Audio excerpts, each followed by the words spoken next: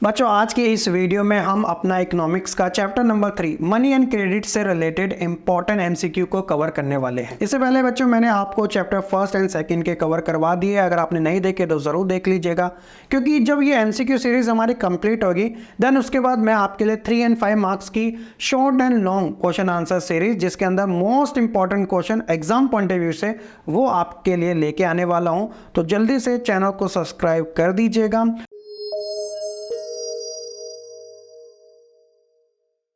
Question number first, double coincidence of wants mean, इसका क्या मतलब होता है? तो जब हम बार्टर सिस्टम के बारे में कवर कर रहे थे तो उसके अंदर डबल कोइंसिडेंस के बारे में बात आई थी।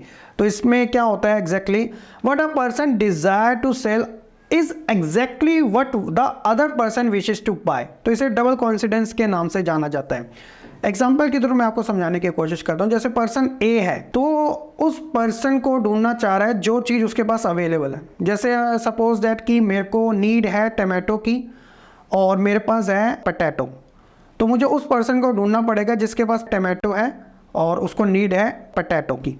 तो अदला बदली हो जाएगी और कुछ नहीं। तो ये डबल कोइंसिडेंस ऑफ वांट्स कहा जाता है। तो ऑप्शन नंबर ए इसका राइट आंसर है। इसमें बहुत सारी प्रॉब्लम्स होती थी, लेकिन आज के समय करेंसी आ चुकी है, यानी कि पैसा आ चुका है। पैसे दिए जो चीज़ चाहिए वो ले लो, लेकिन पहले ऐसा नहीं था ना। Question number second, in India dash issue currency notes on behalf of the central government. तो सेंट्रल गवर्नमेंट के बिहाफ पर जो हमारा देश का सेंट्रल बैंक है, जिसे RBI reserve bank of India के नाम से जानते हैं, तो यही लीगल तरीके से जो करेंसी है उसे जारी करने का काम करता है। Question number third, which one of the following option describe collateral.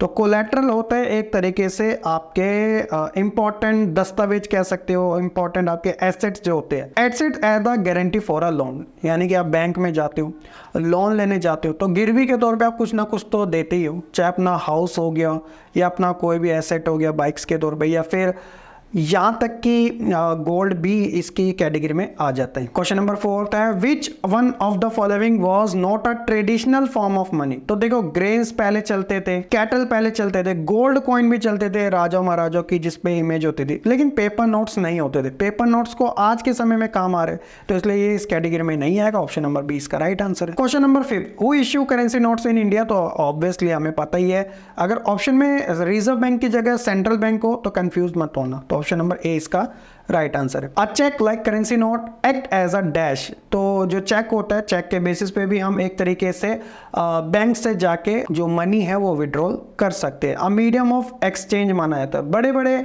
जो बिजनेसेस होते हैं उसमें चेक काफ़ी ऑफिशियल तरीके से यूज़ किया जाता है। अगर आप ज़्यादातर कार शोरूम में जाओगे तो वो आपसे जो पेमेंट होते हैं ज़्यादातर चेक्स में ही लेना पसंद करते हैं। चेक एक सिक्योरिटी अमाउंट भी होता है, इस चीज़ का ध्यान रखना। Question number 7, a deposit with a bank that can be withdraw whenever the depositor like to do so, it terms as a क्या। ऑप्शन है अ डिमांड डिपॉजिट, क्योंकि आप बैंक में जो पैसा जमा कराते हो तो आपके पास फुल राइट्स होता है कि आप जब चाहो उस पैसे को आप निकाल सकते हो। और डिमांड डिपॉजिट होता है। Question number 8, banks in India these day hold about dash of their deposit as a cash. तो कितने परसेंट चल रहा है अभी? 15% के समथिंग है। ऑप्शन नंबर बी, यानी कि हमारा अमाउंट का 15% वो अपने पास रख लेता है। तो इसका मतलब ये हुआ कि हम अपने वो 15% नहीं ले सकते, हम ले सकते हैं, हम वो अमाउंट को ले सकते हैं एज अ सिक्योरिटी पर्पस के तौर पे। अगर कोई बैंक एक तरीके से करप्ट हो जाता है तो ऐसे में जो सेंट्रल बैंक है वो उसको हेल्प भी प्रोवाइड करवाता है। और बैंक का जो एक तरीके से लेन देन होता है वो लोन के बेसिस पे ज़्यादा होता है, यानी कि वो लोन देता है और लोन पे वो इंटरेस्ट को अर्न करता है और इंटरेस्ट में कुछ परसेंट वो हमें देता है और ज़्यादातर परसेंट वो अपने पास रखता है। Question number 9, bank use the major portion of deposit to dash. तो वो है एक्सटेंड लोन, जैसा कि अभी मैंने आपको शेयर किया था। क्वेश्चन नंबर 10 है, in rural areas the main demand for credit is for. तो लोग ज्यादातर रूरल एरिया में क्रेडिट क्यों लेते हैं, यानी कि लोन क्यों लेते हैं? तो क्रॉप प्रोडक्शन के लिए, खेती बाड़ी करने के लिए। बहुत सारे रीजन होते हैं कि ऐसा नहीं है कि वो खेती बाड़ी करके बहुत ज्यादा अमीर हो जाएंगे। हो सकता है कि किसी के घर पे फैमिली फंक्शन हो, शादी करनी हो या पढ़ाना हो, बच्चे को बाहर भेजना हो,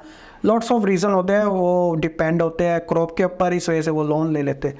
विच of the following is an example of collateral. तो लाइफ स्टॉक्स भी होता है, लैंड भी होता है, डिपॉजिट विद बैंक, ये सारी चीज़ें होती है। तो ऑप्शन नंबर डी इसका राइट आंसर है। What are the different component of the terms of credit? तो इंटरेस्ट रेट इसके अंदर काउंट किया जाता है, डॉक्यूमेंटेशन रिक्वायरमेंट इसके अंदर काउंट किया जाता है, कोलेटरल ये तो सबसे ज्यादा इंपॉर्टेंट होता है। ये सारे के सारे क्रेडिट्स के टर्म्स है, तो ऑल ऑफ द अबव इसका राइट आंसर है। क्वेश्चन नंबर 13 है which of the following are example of informal sector? Money lenders, trader, cooperatives या फिर ओनली ए एंड बी? तो बेसिकली देखा जाए मनी लेंडर्स एंड ट्रेडर्स ये इसके परफेक्ट एग्जांपल है इनफॉर्मल सेक्टर के। अब क्या होता है फॉर्मल सेक्टर में बैंक्स ज़्यादातर क्या करता है, डॉक्यूमेंटेशन प्रॉपर रखता है, कोलैटरल जैसी चीज़ों को वो मांगता है, लेकिन इनफॉर्मल सेक्टर में ट्रस्ट के बेसिस पे जो क्रेडिट है यानी कि लोन है वो प्रोवाइड करवा दिया जाता है। इनका डॉक्यूमेंटेशन भी इतना ज़्यादा स्ट्रॉन्ग नहीं होता, ईजिली वो आपको अमाउंट दे देते हैं, लेकिन इनका इंटरेस्ट रेट थोड़ा ज़्यादा होता है। Question number 14 dash of the loans taken by poor household in the urban areas are from informal sources? तो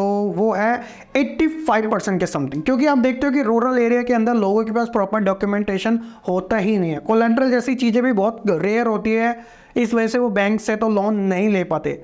सो दैट्स द रीज़न वो इनफॉर्मल सोर्सेज का ज़्यादा यूज़ करते हैं, यानी कि मनी लेंडर से ले लिया, जो साहूकार होते हैं, जमींदार होते हैं बड़े बड़े, इनके रेट थोड़े ज़्यादा होते हैं क्योंकि ट्रस्ट के बेसिस पे मिल जाता है। लोगों को नीड होती है लोन्स की अर्जेंट यानी कि इमरजेंसी सिचुएशन में, दैट्स द रीज़न कि वो ले लेते हैं। ऑप्शन नंबर 20 का right answer. Question number 15 which of the following does not constitute a part of informal credit in India? तो वो कमर्शियल बैंक है, ऑप्शन नंबर ए इसका एब्सोल्युटली राइट आंसर है। Question number 16 the functioning of the formal source of credit is supervised by? तो ये किसके through की जाता है? फॉर्मल सोर्सेज की बात आ रही है, तो ये सारा का सारा जो गाइडलाइंस होती है वो रिजर्व बैंक ऑफ इंडिया के थ्रू ही जारी की जाती है। लोन जो है लोग कम ले रहे हैं, तो अट्रैक्ट करने के लिए जो बैंक्स है वो अपने रेट थोड़े डाउन कर देते हैं ताकि लोग अट्रैक्ट होकर ज़्यादा से ज़्यादा लोन लेना शुरू कर दें, ऐसी भी सिचुएशन होती है। इसके बाद है question number 17 banks do not give loans to? किसके लिए? People without proper collateral and document, जिनके पास डॉक्यूमेंट नहीं है, कोलैटरल जैसी चीज़ नहीं है, तो बैंक ऐसे में रिस्क नहीं लेते और वो लोन प्रोवाइड नहीं करते हैं, एप्लीकेशन रिजेक्ट कर देते हैं। 3 मंथ के बाद दोबारा सप्लाई करो अगर आपके और कोई प्रॉपर तरीके का डॉक्यूमेंट है या फिर कोलैटरल है। अगला the number of member in a typical SHG self help group varies between? तो ये 15 से 20 के आसपास ही होते हैं। लो इंटरेस्ट रेट दे देते हैं ये क्योंकि लोगों को मिल नहीं पाता, तो ऐसे में SHG जो होता है वो काफ़ी हेल्प करता है। क्वेश्चन नंबर 19 है find the incorrect option from the following? तो इनकरेक्ट ऑप्शन में अगर हम देखें तो ज़्यादातर हमें ये जो थर्ड ऑप्शन है bank provide loans only to profit making businesses, तो ऐसा नहीं है क्योंकि उनके भी कुछ अलग रीजंस होते हैं, तो सिर्फ वो इस बेसिस पे काम नहीं करते, तो बाकी सारे ठीक है। लास्ट क्वेश्चन है as of 2012 the major source of credit to rural household in India was? तो वो मनी लेंडर के थ्रू ही था क्योंकि बैंक से इतने आसानी से लोन नहीं मिल पा रहे थे, तो ऐसे में मनी लेंडर ज़्यादा इंटरेस्ट पे लोन प्रोवाइड कराते हैं ताकि वो इमरजेंसी सिचुएशन से बाहर निकल सके। तो ये थे बच्चों हमारे मनी एंड क्रेडिट से रिलेटेड टॉप 20 क्वेश्चन, होप्स हो कि आपको काफ़ी अच्छे तरीके से समझ आ चुके हैं। इसी के साथ हमारा ये लेसन के MCQ होते हैं कंप्लीट। वीडियो कैसी लगी फीडबैक जरूर दीजिएगा, लाइक कमेंट शेयर करने के साथ चैनल को सब्सक्राइब करना बिल्कुल ना भूलेगा। मिलते हैं हम अपने नेक्स्ट वीडियो में, तब तक के लिए खुश रहे, पढ़ते रहे और ऐसे ही आगे बढ़ते रहे।